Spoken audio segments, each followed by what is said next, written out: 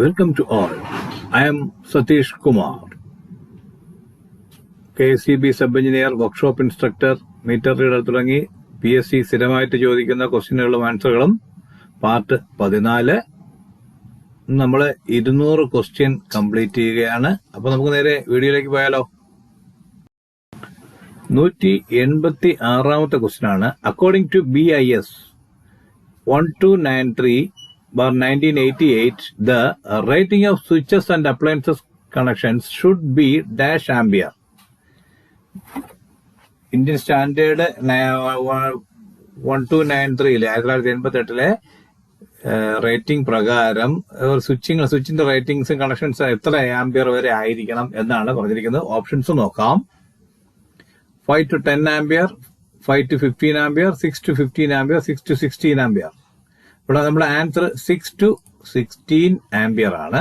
Okay, അടുത്ത 187ാമത്തെ question.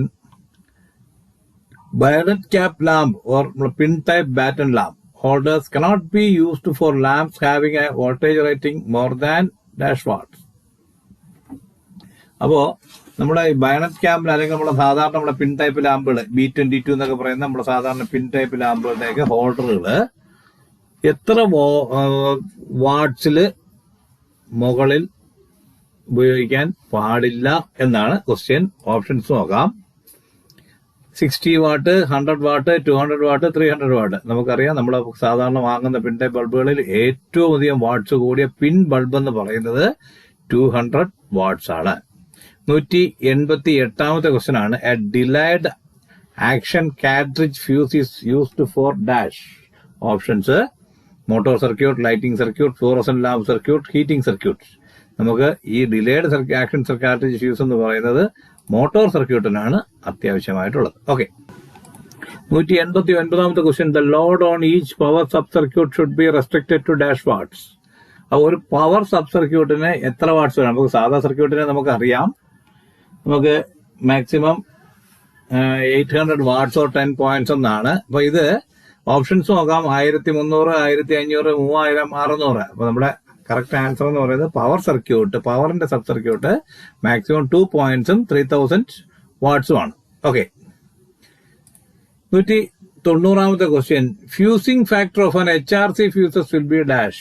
HRC എന്ന് പറഞ്ഞാൽ ഹൈ റപ്ചറിംഗ് കപ്പാസിറ്റിയാണ്. നമ്മൾ മറ്റൊരു വീഡിയോ പറഞ്ഞിട്ടുണ്ടായിരുന്നു. ഓപ്ഷൻസ് നോക്കാം. 1.1, 1.4, 1.6 ആൻഡ് 1.7. നമ്മുടെ ആൻസർ എന്ന് പറയുന്നത് 1.1 ആണ്. ഓക്കെ,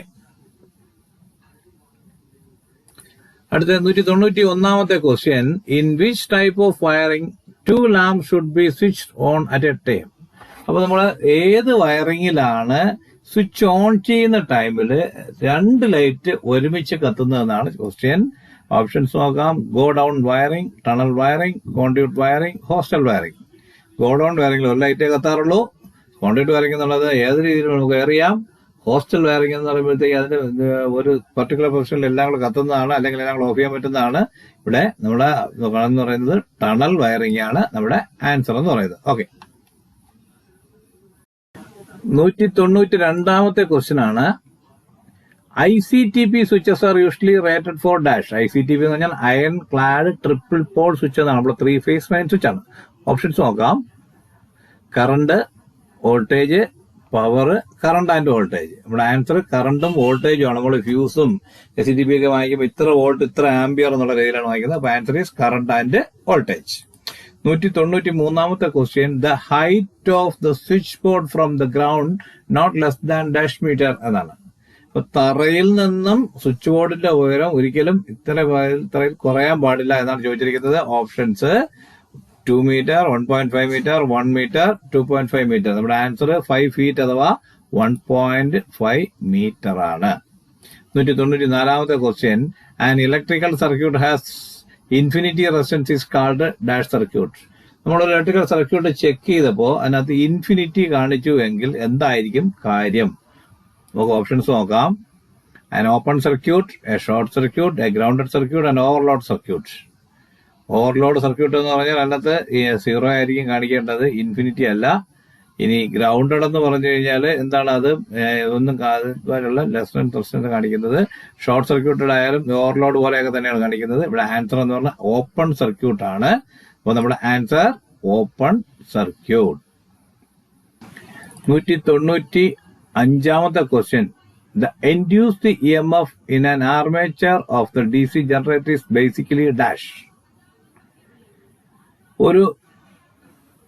ഒരു ഇൻഡ്യൂസ്ഡ് EMF ഒരു ആർമേച്ചറിനകത്ത്, ഒരു DC ജനറേറ്ററിന്റെ ആർമേച്ചറിനകത്ത് EMF ഇൻഡ്യൂസ് ചെയ്യുന്നെങ്കിൽ അത് ഏതായിരിക്കും? ബേസിക്കലി അത് ഏതായിരിക്കും എന്നാണ് ചോദിക്കുന്നത്. ഓപ്ഷൻസ് നോക്കാം.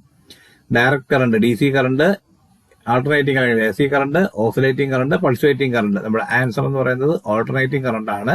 അതിനെയാണ് നമ്മൾ സ്പ്ലിറ്റ് റിംഗ്സ് ഒക്കെ വെച്ച് നമ്മൾ സ്ലിപ്പ് റിംഗ് വെച്ചിട്ട് നമുക്ക് എന്തായിട്ട് AC DC ആയിട്ട് കൺവേർട്ട് ചെയ്യുന്നത്. 196ാമത്തെ question. The running speed of 3-phase squirrel cage induction motor is dash. ഒരു 3-phase സ്ക്വിറൽ കേജ് ഇൻഡക്ഷൻ മോട്ടോറിന്റെ റണ്ണിംഗ് സ്പീഡ് എത്രയായിരിക്കും എന്നാണ് ഓപ്ഷൻസ് നോക്കാം. Synchronous speed, less than synchronous speed, more than synchronous speed, double of the synchronous speed. നമ്മുടെ answer എന്ന് പറയുന്നത് less than synchronous speed ആണ്. കാരണം അത് എപ്പോഴും സിംഗിളസ് സ്പീഡ് എന്ന് പറയുന്ന ആ ഒരു ഇതിന്റെ കാലം, അതായത് സ്ലിപ്പിന്റെ ഒരു ചെറിയ കുറവുണ്ടാവും. അപ്പൊ എപ്പോഴും ലെസ് ദാൻ സിംഗിളസ് സ്പീഡ് ആയിരിക്കും നമ്മുടെ ആൻസർ എന്ന് പറയുന്നത്.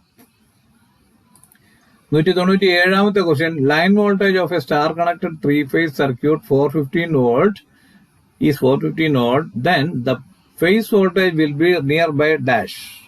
ഒരു സ്റ്റാർ കണക്റ്റഡ് സർക്യൂട്ടിനകത്ത് ലൈൻ വോൾട്ടേജ് 415 ആണെങ്കിൽ ഫേസ് വോൾട്ടേജ് എത്ര ആയിരിക്കും എന്നാണ് ഓപ്ഷൻസ് നോക്കാം. 415, 210, 240, 220. നിയർ ബൈ എത്ര എന്നാണ് ചോദിച്ചിരിക്കുന്നത്? നമ്മുടെ ആൻസർ 240 ആണ്. കാരണം നമ്മുടെ 415 ഡിവൈഡഡ് ബൈ √3 ആണ്.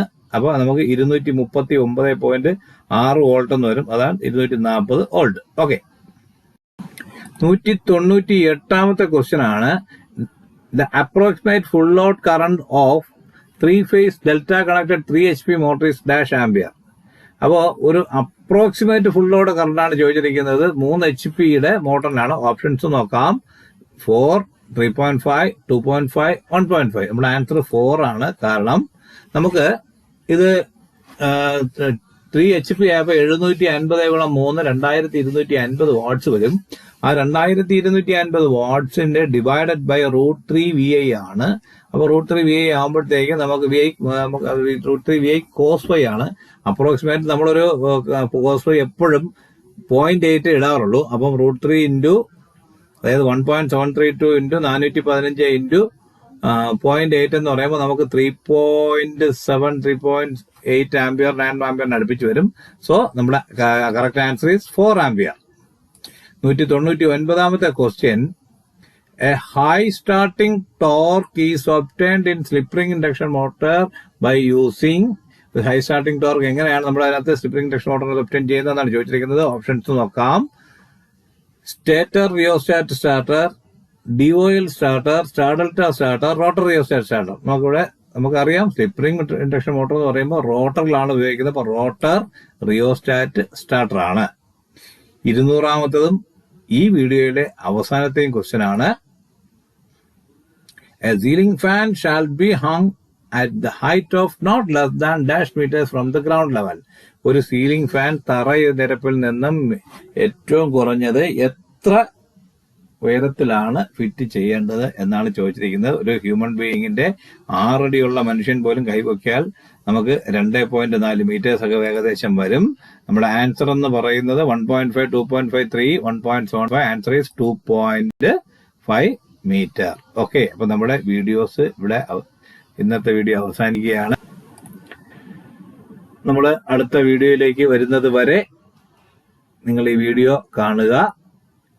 സെയിം കാറ്റഗറിയിലുള്ള ആൾക്കാർക്ക് ഷെയർ ചെയ്യുക. അടുത്ത വീഡിയോ കാണും വരെ താങ്ക് യു.